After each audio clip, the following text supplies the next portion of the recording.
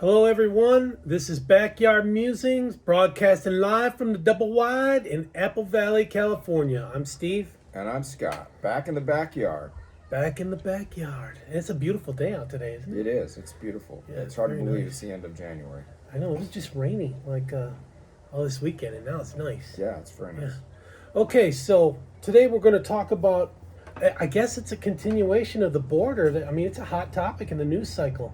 Yeah, this is we the people raising their head and Right. and letting the government know that they're fed up and things need to be done about it. I think it's great. Do you remember the trucker convoys that crippled Ottawa? Like 400 trucks and vehicles? You remember that? Oh, I do. Was it a year ago? Yeah, and Trudeau was and his government was not happy about that. No, they were not. They clamped down on it. Oh yeah.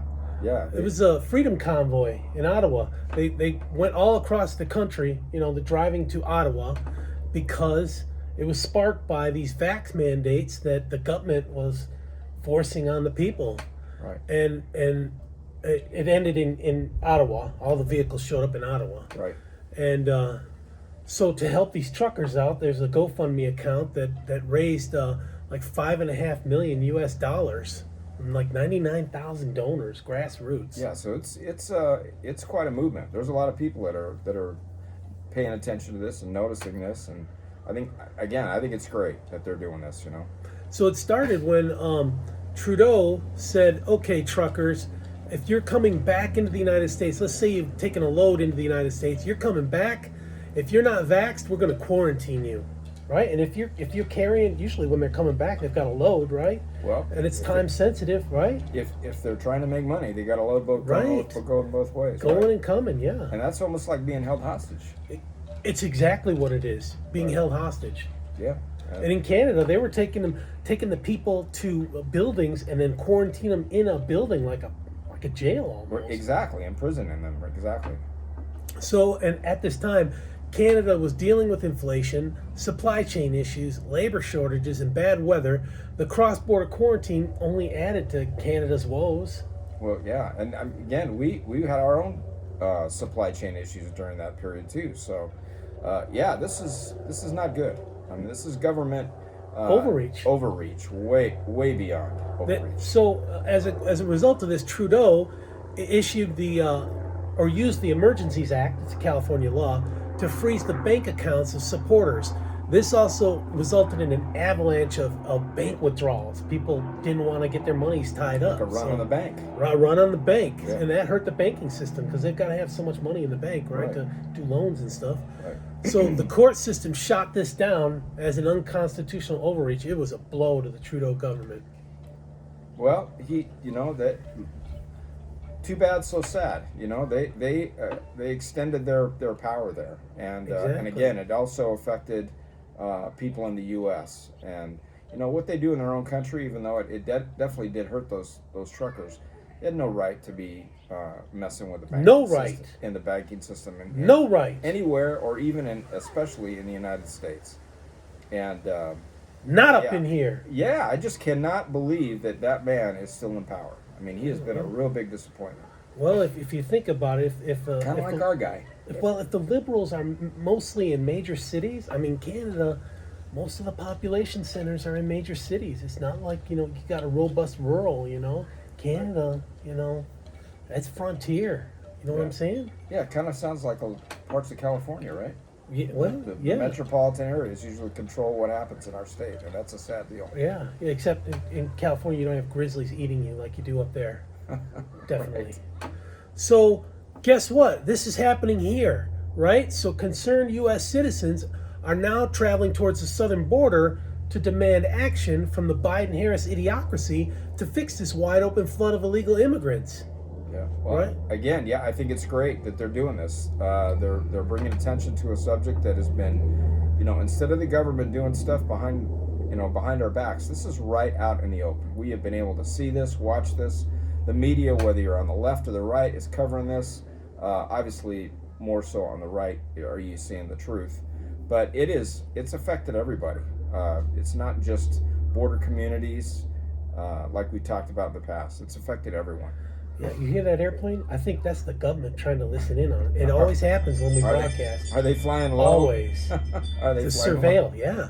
Maybe we should get our aluminum hats. Foil hats. Okay, so Pete Chambers, one of the coalition commanders, I emphasize, wrote on the Take Our Border Back website, quote, "Fellow citizens and compatriots, I call on you in the name of liberty, of patriotism, and everything dear to the American character to come to our aid with all dispatch," end quote. Does that kind of sound like Thomas Paine? It does, Give me liberty or give me death? Give me liberty or give me death, yeah. Just our founding fathers, that's what they had to do. They had to fight the oppressors. Crazy. I mean, it takes you back to that time, It does. To call attention to it. So this is a multi-state convoy. It's set to begin on February 3rd. That's a Saturday. This is Saturday. Right? Yeah, this Saturday. Yep. Starting in Virginia Beach, going all the way to Eagle Pass, Texas. And it's organized by the We the People organization. Great name. Yeah. And I can't wait to follow that and see how many people add to that convoy as it heads west. As it gains steam, you know. And so the truck rallies will branch off and hold rallies in Arizona, California, and Texas, all moving towards that border to call attention to the border. Yeah.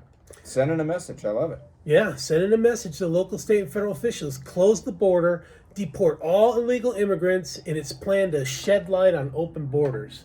Right? Great way to do it. Exactly. So they put out a press release. They said, call for immediate action to secure our borders before irreversible serious consequences befall our nation. What kind of consequences? We talked about that already. What kind of consequences are we talking about? Well, we're seeing it all the time. We've got drug smuggling, we've got human smuggling, we've got human trafficking, sex trafficking. It's overloading the health system, taking our taxpayer dollars. Yep, and again, just driving wages down. Those are the things I mentioned are the worst things. We've just got people walking across the border and coming in, and like you say, overcrowding our hospitals and our health care. They're getting free stuff. When there's people out there right now because of inflation and the economy, they're hurting. It's tough. It's really tough. Yeah, regular everyday people. Use of credit is going up. Oh yeah, it's crazy. It's nuts. And we just had in our valley here, just within the last few days, we had a situation where they found a bullet-riddled SUV out. Just west of Adelano, between Adelano and El Mirage. El Mirage, yeah. And part of the bodies were burned. I mean, it had drug cartel or gangland written all over it. Yeah. So it's close. It's not just border the towns and the metropolitan areas. It's all over. So this press release noted that along with shedding light on the wide open borders, their aim is to request lawmakers to uphold all U.S. constitutional laws. Now, recall, we talked about this. Should that be even a question? No. That they should do that? No. They should be doing it anyway.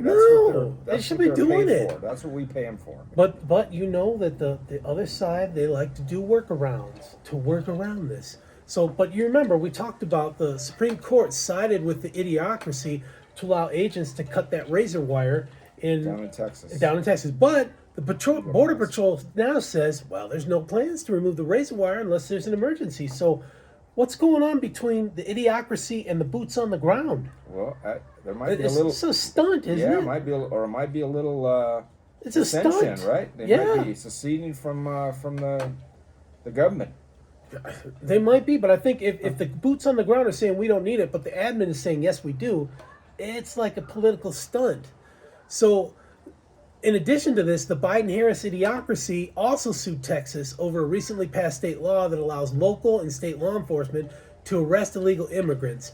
The idiocracy has said that Texas is interfering with federal enforcement of immigration law. Interfering with doing nothing. Interfering with grabbing the illegals and relocating them into the United States. Right. I mean, one of the things... It's ridiculous. One of the things that our federal government is supposed to do is protect our borders. And they are doing anything but that all along the border. They're not protecting it. They're just, it's porous. Come on in. It is, yeah. And they just put, the GOP just put articles of impeachment for Mayorkas Sunday night.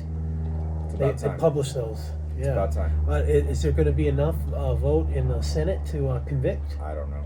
I don't know either. Maybe it might be on party lines. Maybe it'll linger for the next 8-9 months. But at least those senators will be on record for voting against it or for it, and the voters can do what they do at the polls, make their voices known. Yep. All right, folks. It's a hot topic. This is all the time we have for today. Hope you enjoyed the segment. If you did, tell your family, tell your friends, tell your enemies. Subscribe to our channel. Thanks, and have a great day. Thank you very much. Have a good day.